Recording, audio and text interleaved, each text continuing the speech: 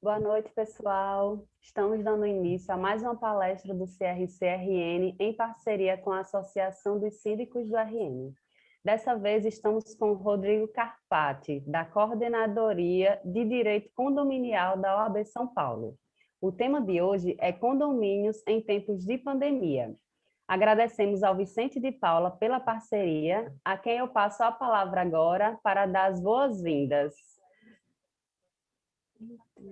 Boa noite a todos, boa noite a todos os presentes, boa noite a todos os diretores da Associação dos Síndicos, boa noite ao pessoal do CRC, muito boa noite ao doutor Rodrigo Carpati, que aceitou esse nosso convite, e sabemos que é um dos maiores palestrantes e conhecedor da área condominial do Brasil.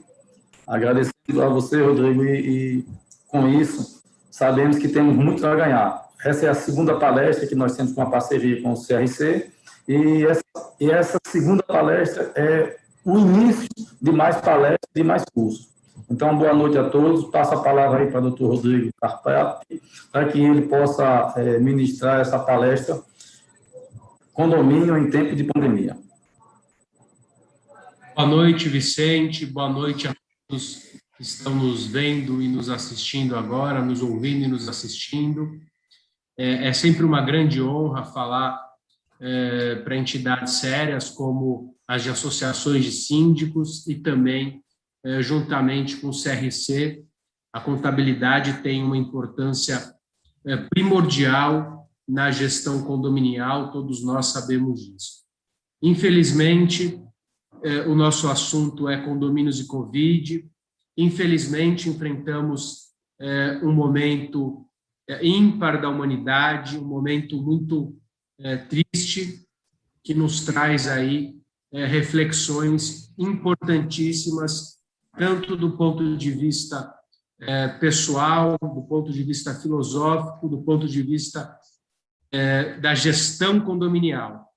Primeiro, antes da gente entrar no assunto, dizer que antes de sermos advogados, síndicos, administradores, somos todos pais, filhos, amigos e, infelizmente, nesse momento, desafio qualquer um de nós que não tenha perdido um ente querido ou não saiba de alguém muito próximo que tenha ido embora. Então, é um momento muito triste que nós vivemos. Acabo de receber a notícia do senador Major Olímpio, independente de convicções políticas, procuro sempre ser uma pessoa apartidária, mas é um problema que está muito próximo e é um problema que, logicamente, assola os nossos condomínios.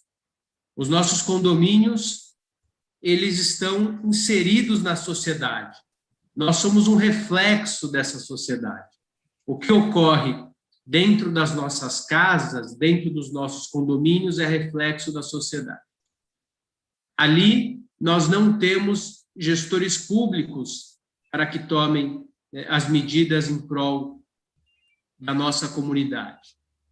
Logicamente que nós estamos suscetíveis e respondemos ao ordenamento jurídico, mas ali impera a legislação da nossa convenção, que é uma norma de direito privado, realizada pelos condôminos, inicialmente pelo incorporador, depois alterada pelo voto de 2/3 dos condôminos, ou, se for um assunto que possa ser debatido em convenção, em regimento, se cair na regra geral, maioria simples.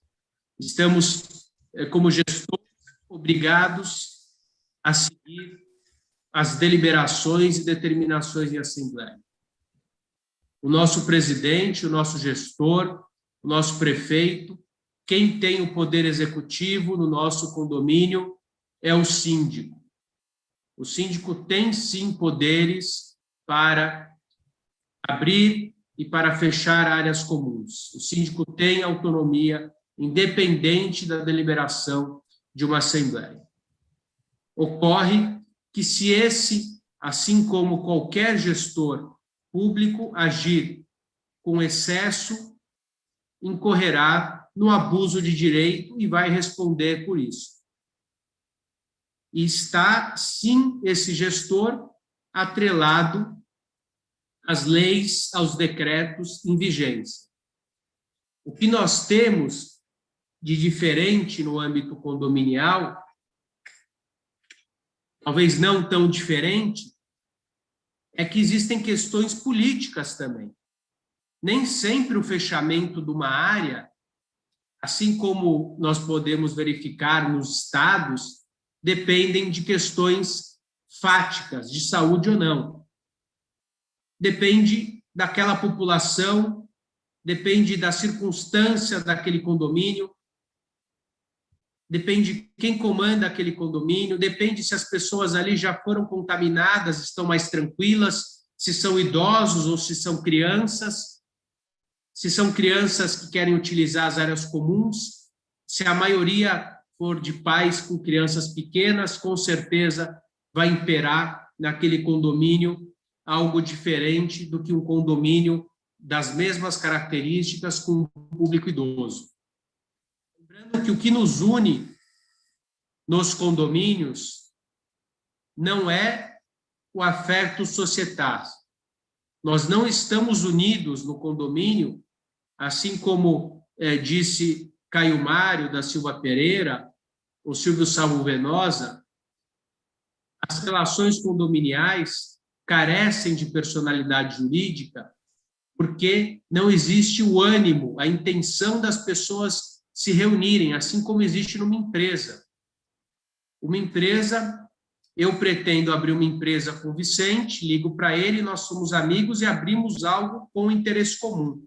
O que nos une no condomínio é simplesmente a aquisição da propriedade imobiliária.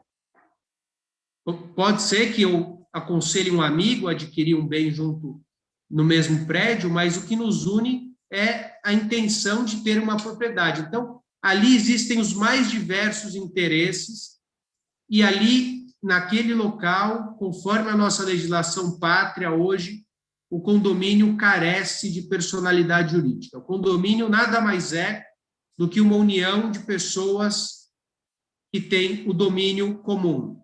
Condomínio, domínio comum, a edilício, em edificação. Ambas expressões são do latim. Então, aquele que detém um bem compartilhado com demais está em condomínio.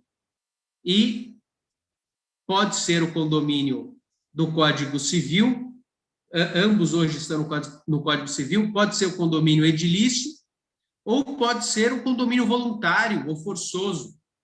Se eu resolver, com o Vicente, adquirir uma bicicleta, nós estamos em condomínio, domínio em comum. O que diferencia o condomínio edilício é o instituto do condomínio edilício, que é a instituição daquele espaço, daquela localidade, com o fim de ter, dentro da mesma localidade, áreas de uso exclusivo, privativas, que não se comunicam com as demais áreas privativas, e áreas de interesse, que são as áreas comuns, e repartidas de forma heterogênea, ou seja, sem a possibilidade de distinção, com todos aqueles, através de uma fração ideal. Então, esse é o condomínio que nós estamos inseridos nesse momento. É esse condomínio. E esse condomínio faz parte da sociedade ao qual vivemos. E essa sociedade sofre com os influxos do que ocorre nesse momento no nosso país. Isso faz com que possamos agora entrar no nosso primeiro tema, que são os decretos governamentais. O que nós podemos falar dos decretos governamentais? A primeira situação é que nem sempre o decreto ele é específico para a seara condominial. Então, os decretos emanados pelos poderes, pelo poder executivo, seja ele municipal, estadual ou federal, ele faz com que exista uma obrigatoriedade também no ambiente privado, que são os nossos condomínios.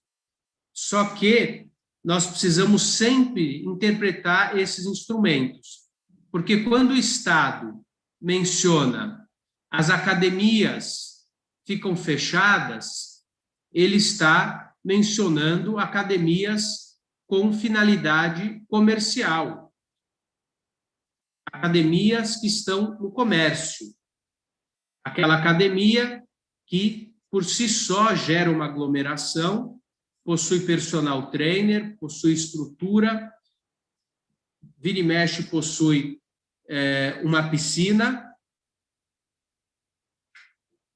e essa é muito diferente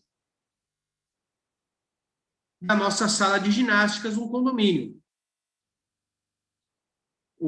Os parques estão fechados. Isso não quer dizer que uma criança não possa se exercitar numa área comum. Ocorre que os decretos, eles não são específicos. Quando eles trouxerem a minúcia, e já tivemos isso no começo da pandemia, estabelecendo as áreas internas, ou se ele mencionar áreas coletivas de uso privado, as nossas áreas comuns estão incluídas. Isso ocorre, por exemplo, no decreto federal da obrigatoriedade do uso de máscaras. Esse decreto impõe a utilização de equipamento de máscaras, tanto em área externa, nas ruas, nas vias de circulação, shoppings, estabelecimentos comerciais, assim como em locais de grande circulação privados, coletivos privados. Isso inclui o nosso condomínio.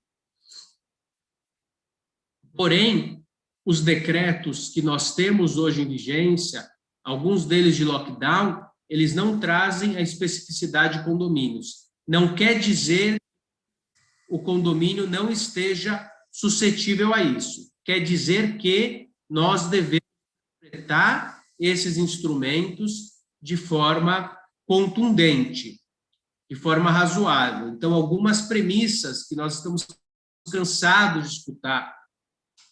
Não aglomeração.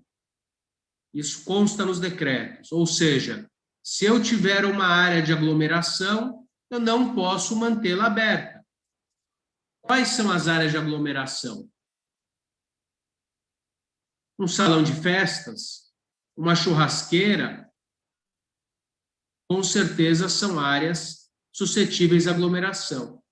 Você pode estar perguntando, doutor, eu posso, por exemplo, utilizar o salão de festas de forma individual? Se for possível, sim. Se for razoável, mas se você tiver 100 unidades, você vai passar meio ano para que todos tenham direito de utilização. Então, nesse caso, com certeza, o melhor caminho é o fechamento desse espaço. E a pessoa usaria o quê? Sozinha ou com a família? Não faz muito sentido. Se ela for fazer uma festa, está proibido em função dos decretos. Então, áreas que por si só geram aglomeração devem ficar fechadas. Mas e a sala de ginástica? E o parquinho infantil? E a piscina? Se são áreas passíveis à utilização mediante reserva, utilizando as máximas que nós já temos, não aglomeração, utilização de máscaras, higienização das mãos, limpeza dos locais após o uso individual, tanto por aquele que utiliza, quanto pela gestão do condomínio. Se essas características forem possíveis dentro do condomínio, as áreas de grande circulação, sem que sejam áreas de aglomeração, podem ser abertas. Eu posso utilizar a piscina 1 hora por família? Posso. Se eu tiver um condomínio de 10 unidades, de 15, de 20, de 30.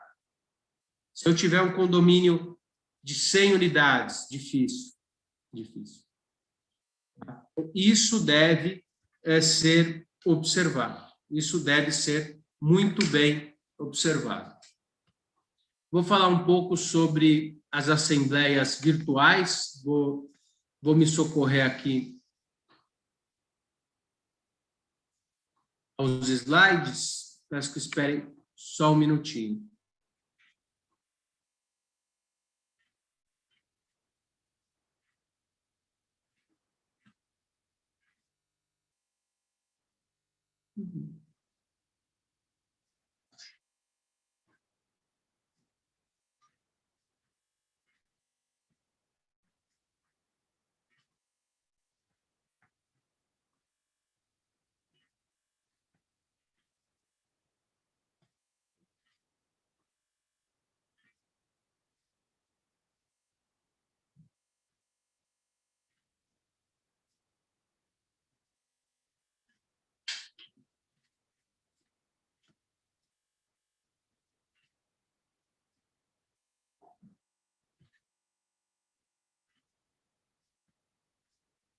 Só mais um minutinho, pessoal.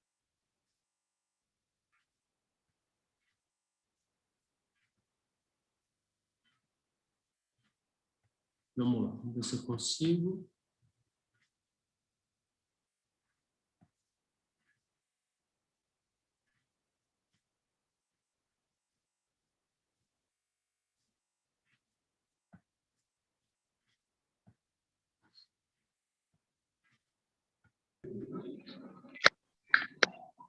Então, quanto às assembleias virtuais, é algo que tem trazido também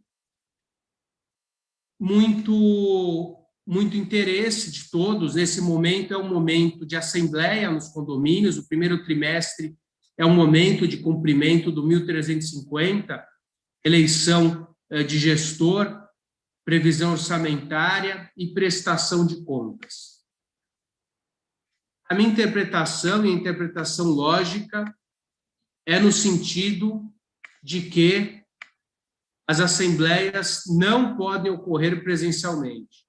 São locais que, por si só, são propensos à aglomeração. Então, essas assembleias devem ocorrer no âmbito virtual. As assembleias virtuais tiveram o primeiro precedente legal com a Lei 14.010, de 10 de junho de 2020, é algo muito recente, e tratou de um regime jurídico emergencial e transitório nas relações jurídicas de direito privado, durante o período da pandemia. Infelizmente, a lei transitória previu apenas uma duração até 30 de outubro, o que não foi suficiente no momento, ainda não é, mas abriu um grande precedente. A 14.010 trouxe 3 situações muito importantes que eu vou compartilhar com vocês.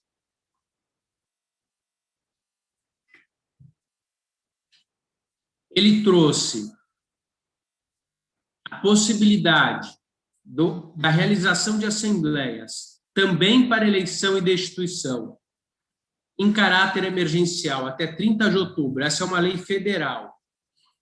Por meios virtuais, caso em que a manifestação de vontade de cada condômino será equiparada para todos os efeitos à sua assinatura presencial, ou seja, qualquer síndico utilizando-se de um programa que permitisse o acesso dos condôminos, desde que seguidas as formalidades legais, estaria em assembleia.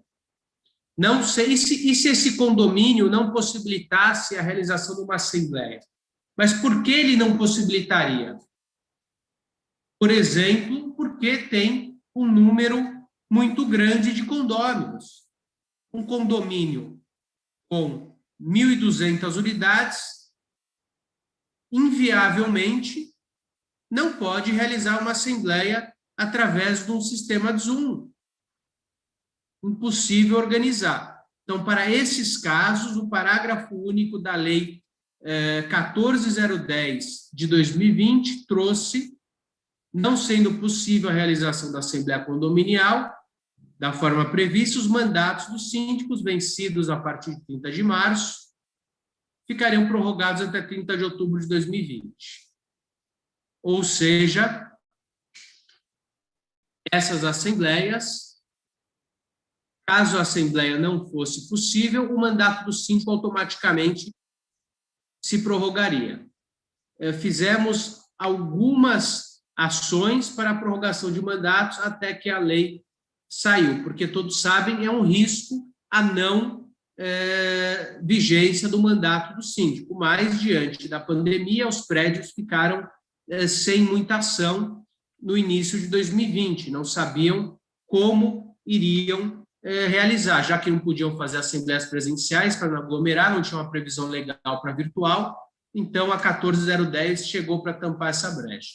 O artigo 13 da 14.010 trazia de forma explícita a obrigatoriedade também do síndico de prestar contas dos seus atos. Com isso, nós passamos a ter um precedente e mesmo após 30 de outubro, a interpretação passou a ser diferente. Se antes da legislação nós não tínhamos segurança jurídica para realizar qualquer tipo de assembleia no âmbito virtual, a orientação sempre mais segura era no sentido da realização de uma assembleia física. Os condomínios que insistiam para realizar uma assembleia virtual antes de 10 de junho eram aconselhados a alterar a convenção para prever tal hipótese. Só que tal hipótese requeria 2/3 dos votos dos condôminos.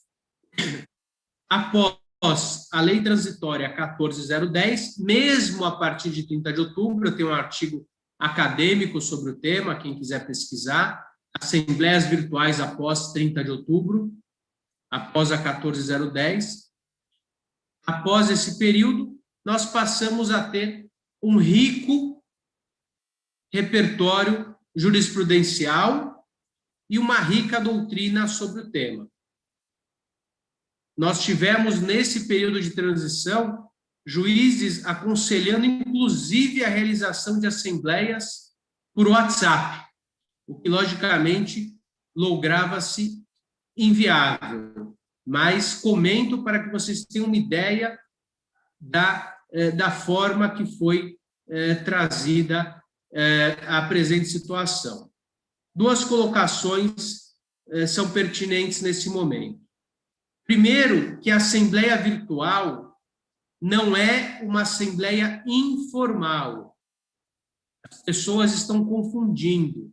Nós já temos casos de anulação de assembleias virtuais, porque elas necessitam das mesmas formalidades que existiam nas assembleias físicas.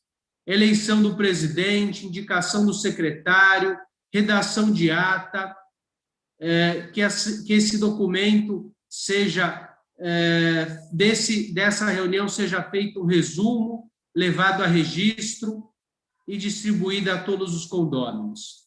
Se um condômino não foi convocado, a assembleia é nula. A lei traz de forma clara. A convocação não virou virtual. Eu preciso convocar formalmente. Posso fazer através de e-mail? Pode, mas te aconselho que faça também fisicamente, se houver oportunidade. Alguns síndicos têm convocado assembleias através de WhatsApp e realizado a assembleia naquele mesmo momento. Reforço, a assembleia virtual não é assembleia informal. A assembleia precisa seguir a mesma solenidade que tinha a assembleia presencial.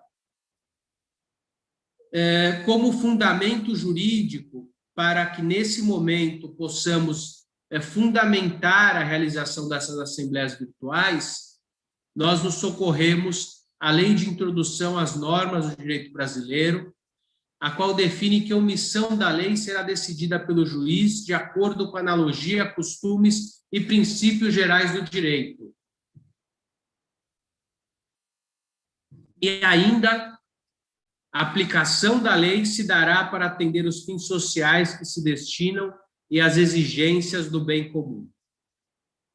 Ainda, nesse esteio, se faz necessário interpretar os artigos acima em conjunto com o princípio da legalidade, que nos traz que o que não for expressamente proibido é implicitamente permitido, ou seja, é permitido ao particular fazer tudo aquilo que a lei não proíbe. Então, hoje, a lei não traz qualquer impedimento da realização de uma assembleia no âmbito virtual. Se a lei não traz um impedimento, então, o que não se ela não é expressamente proibido, é implicitamente permitido. Juntamente com a doutrina e com as interpretações, os julgados que ocorreram nesse ínterim, nesse meio tempo, formou-se essa nova linha, essa nova corrente da qual faço parte. Doutor, mas antes não podia?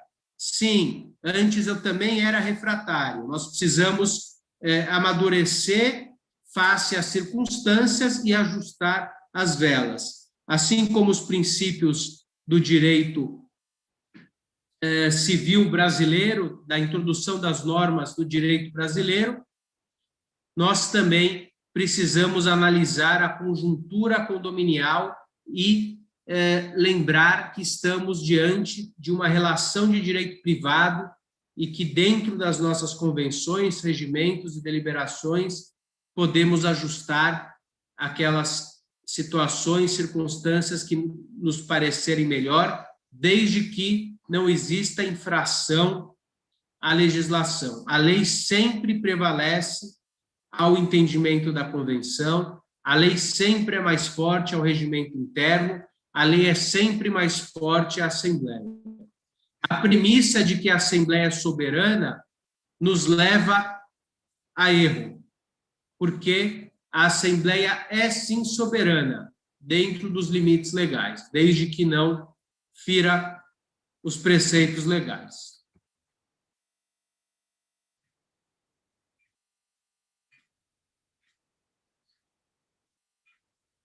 Quanto às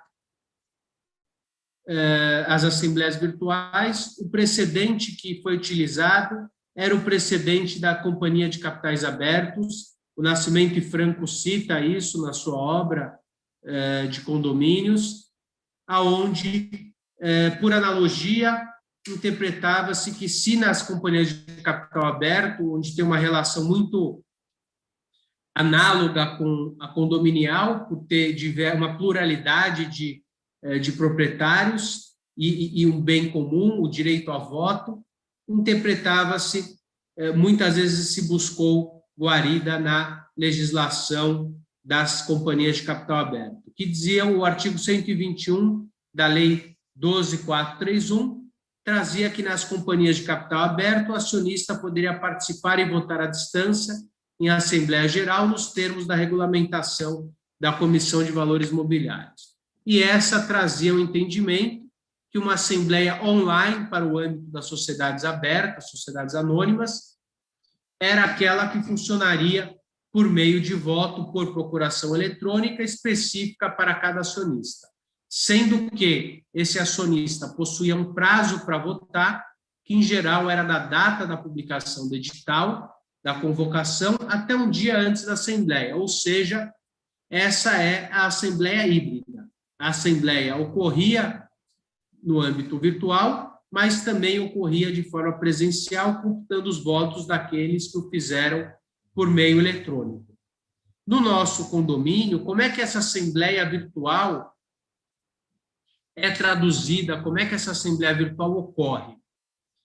Então, nós temos sistemas específicos para condomínios, muitos deles estáticos, ou seja, você é convocado para a Assembleia, você recebe uma senha para votar e abre-se um chat para discussão. Não necessariamente uma Assembleia virtual precisa ser através de um sistema como Zoom e como outros análogos que nós temos. Entendo que, com certeza, é a forma mais democrática, apesar de que as assembleias virtuais têm nos trazido aí muito trabalho e estresse. Mas, num condomínio muito grande, como é que eu vou fazer uma assembleia com 1.500 pessoas no ambiente virtual?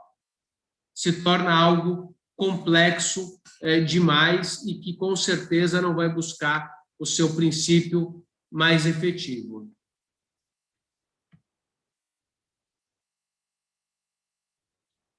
É ressaltar que nós temos 2 projetos que tramitam no Congresso. Um deles era um aditivo, um PL que aditava 14010, dessa forma não tem mais sentido, a 14010 não está mais em vigência, então a lei que o acompanhava não tem o motivo de continuar existindo, e o projeto da senadora Soraya Tronic, 548 de 2019, que trazia uma previsão para a realização de assembleias no âmbito virtual para quórums qualificados. Então, não seria uma assembleia para votação com maioria simples. Lembrando que o fato de não termos uma lei hoje que aprove a assembleia virtual não é uma negativa de realização de assembleia virtual. O fato de não existir uma lei específica que possibilite a assembleia virtual apenas nos traz mais um problema. Compete aos gestores, ao síndico, ao jurídico, trazer o melhor formato e, quando houver dúvida, infelizmente, essa situação será guerreada na justiça. Se tivermos uma lei específica, a interpretação da lei, com certeza, vai se lograr mais fácil, uma vez que as assembleias virtuais dos condomínios não estão passando por alteração na convenção.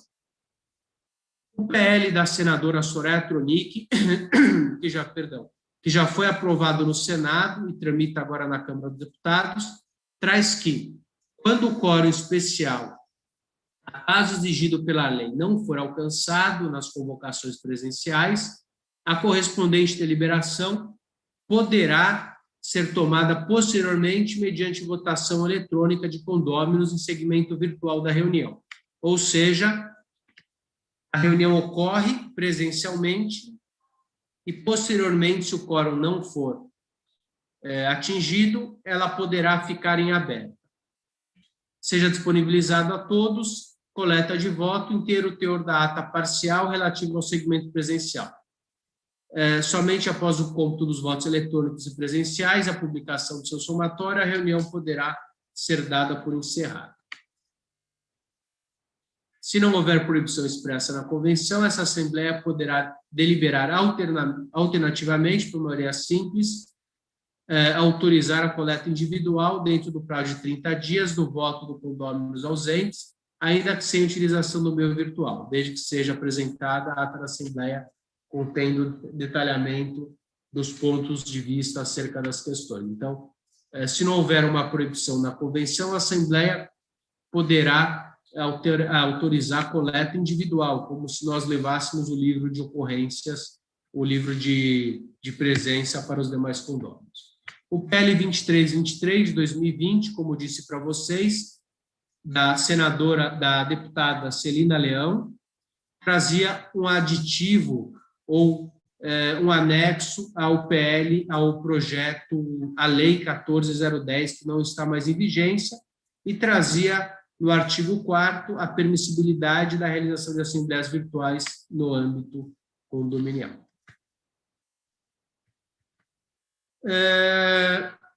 Reforço. Seguir formalidades legais.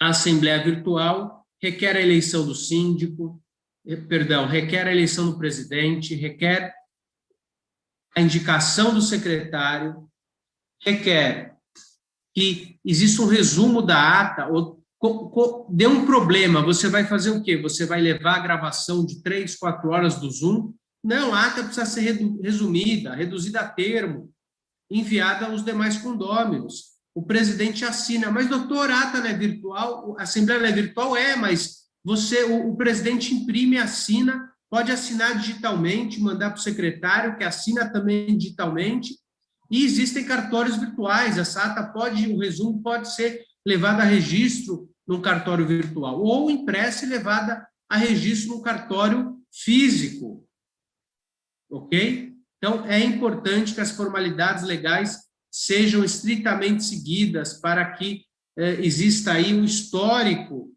do condomínio. Imagina, isso me lembra aqueles filmes antigos. Imagina, você vai guardar fita, vai guardar tape, você não vai achar, não é assim que funciona. Assembleias híbridas, assim como nas SAs, é possível sim a realização de uma assembleia híbrida. Poxa, doutor, o senhor complicou, o que é uma assembleia híbrida? Assembleia híbrida é aquela que eu vou convocar todos no ambiente virtual e físico. Então, eu vou tocar a assembleia concomitantemente, vou abrir o sistema do Zoom, por exemplo, e vou tocar a assembleia, vou tocar a assembleia no ambiente físico e vou computar o voto das pessoas e manifestação das pessoas que estiverem no ambiente virtual. Assembleia em sessão permanente. O STJ já se manifestou diversas vezes pela não aceitabilidade de assembleia em sessão permanente, o que tem sido uma prática constante nas nossas assembleias físicas, principalmente para obtenção de quórum. Diversos julgados são no sentido de que as assembleias em sessão permanente, embora existam, não se prestam para obtenção de quórum. Uma assembleia em sessão permanente, uma assembleia física, seria, por exemplo, se o avançar da hora não permitisse a continuidade da assembleia, interrompe, submete-se ao presidente a interrupção, o plenário vota, sendo autorizada a interrupção, convoca-se já naquele ato para a realização de uma nova assembleia em novo local. Tá? Ou, por exemplo, numa assembleia onde requer um técnico, um engenheiro, e não tem nenhum engenheiro presente para saber se realmente aquela situação em pauta, em voga, deve ser perpetuada ou não. Então, em função da falta de um técnico que possa auxiliar naquele momento, suspende a assembleia da mesma forma.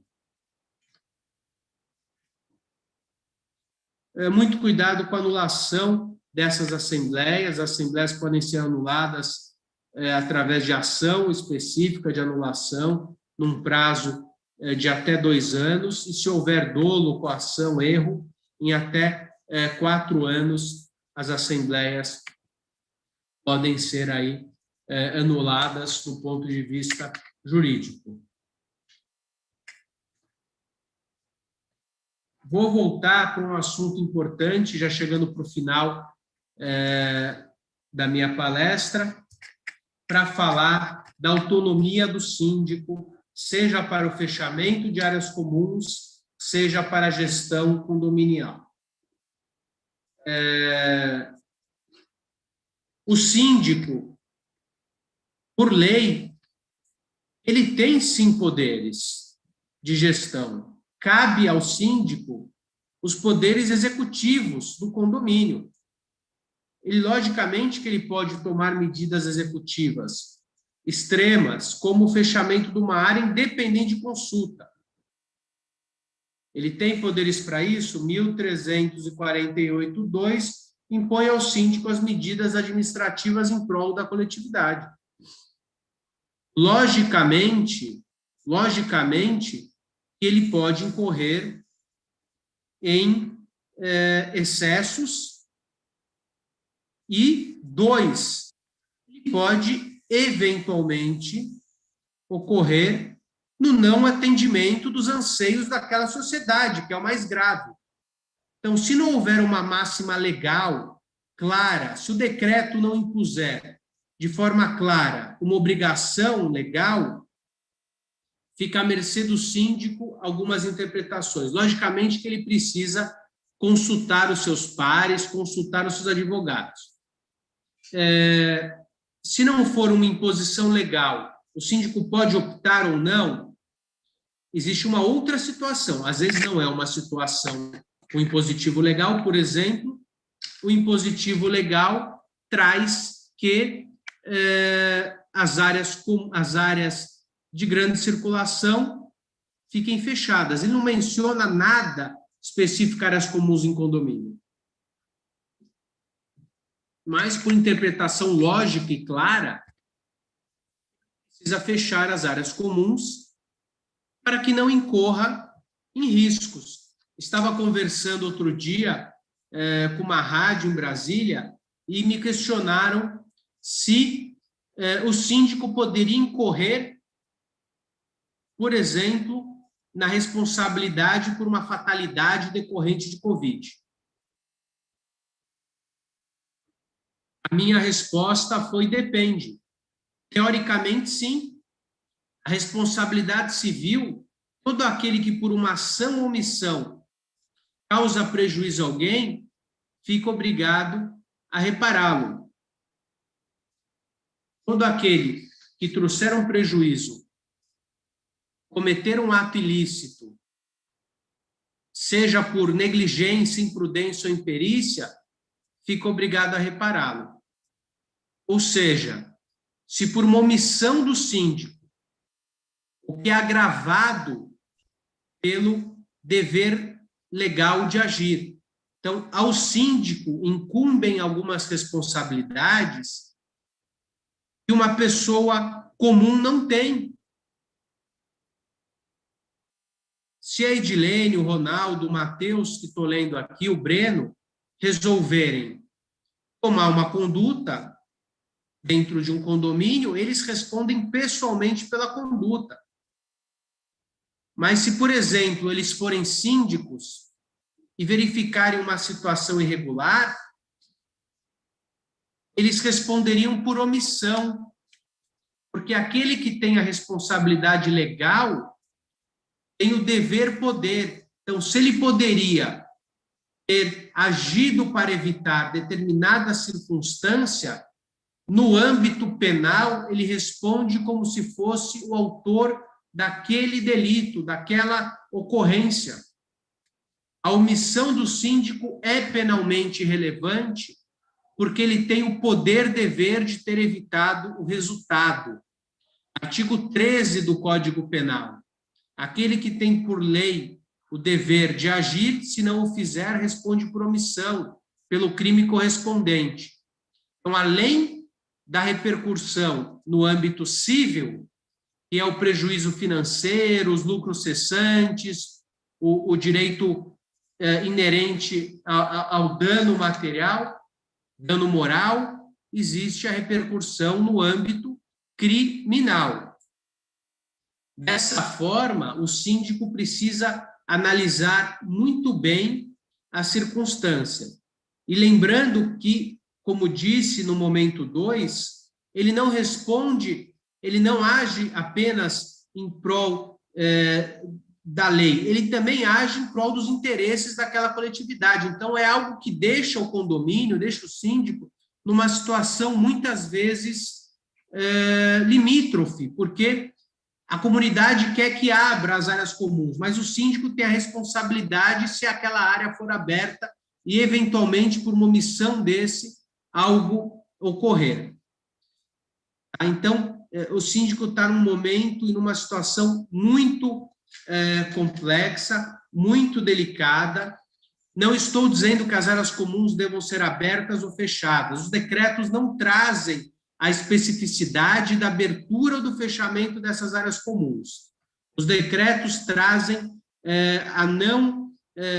medidas para não proliferação de doença, não realização de atividades que não sejam essenciais, e como síndicos, advogados e gestores, precisamos traduzir isso da seguinte forma: não aglomeração, fechamento de áreas de grande circulação, impedimento de serviços, ou seja, não autorizaremos obras, não autorizaremos personagens trainers, não autorizaremos circulação de prestadores que não sejam os essenciais para o convívio do condomínio.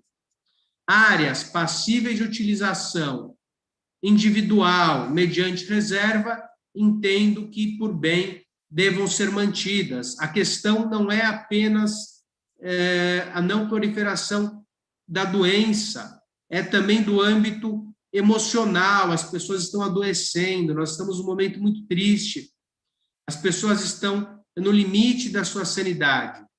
Então, é importante que exista aí, de forma mínima, um momento em que as pessoas possam, em áreas comuns, se exercitarem, desde que o condomínio tenha segurança para isso, desde que o condomínio tome as medidas de prevenção, assim como os condôminos.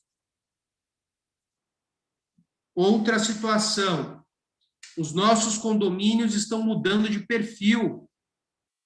Aquele condomínio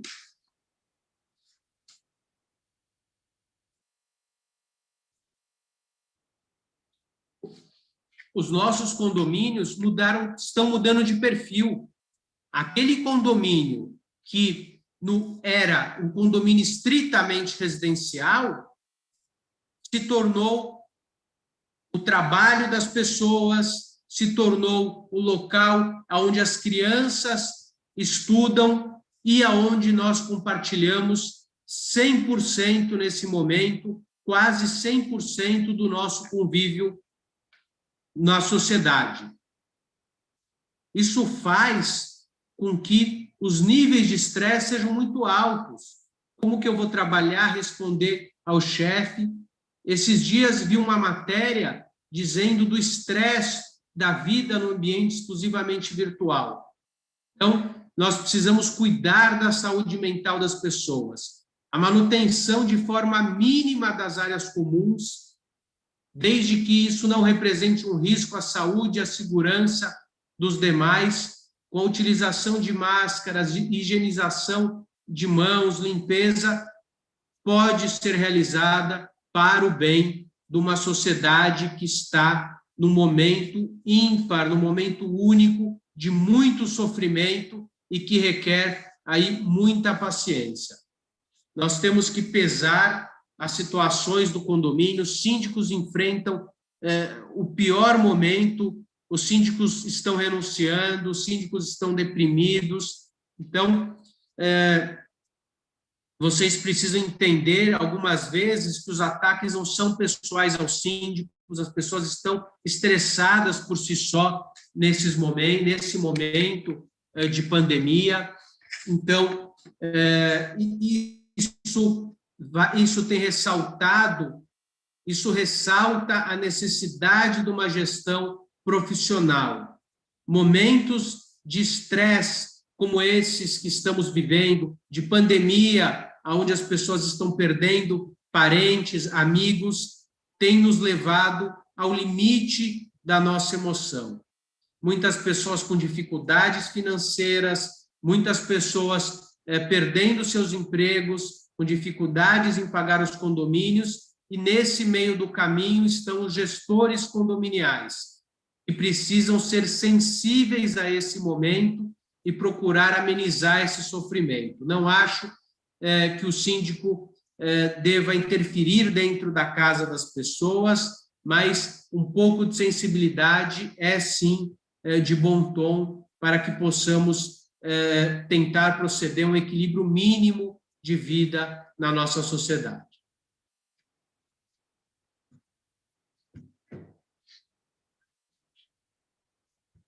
Senhores,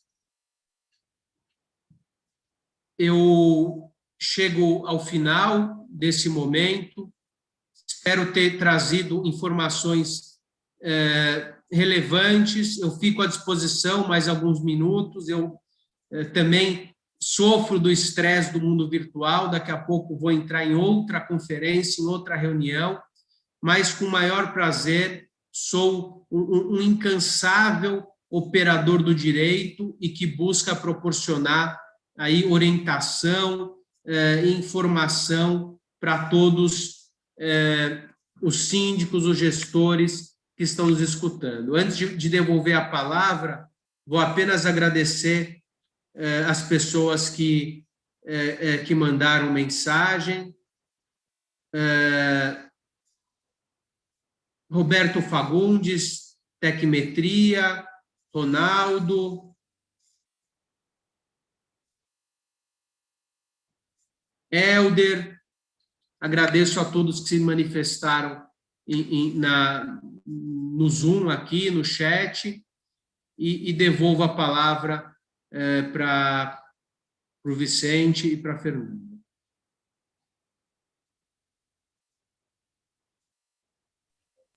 Obrigada, Rodrigo, pela excelente palestra, pelos esclarecimentos. Agradecer também ao Vicente pela parceria sempre com o Conselho, dizer que a gente está à disposição sempre que precisar. E agradecer também ao pessoal que nos acompanhou até agora. Vicente, quer falar alguma coisa? Oi, boa noite. Agradecer aí ao doutor Rodrigo Carpati, boa palestra, muito importante, eu acho que muito esclarecedora para nós síndicos, para nós que trabalhamos na vida das pessoas, que trabalhamos em condomínio. E agradecer ao pessoal da direção da Associação dos Síndicos, que estão aí presentes, e os demais colegas que participaram da Assembleia. E dizer que essa parceria com o CRC, o intuito dela é trazer conhecimento, é levar conhecimento para os síndicos, e estamos abertos à Associação dos Síndicos para que os síndicos possam também nos opinar sobre temas de grande relevância para a vida condominial. Obrigado, Carpati. Muito obrigado mesmo. Obrigado, Vicente, Fernanda, a todos. Um abraço a Maria Eugênia, ao Renato Reis, a Débora, a Fabiana e todos os outros que estão aí nos acompanhando. E fiquem com Deus, espero revê-los em breve. Obrigado.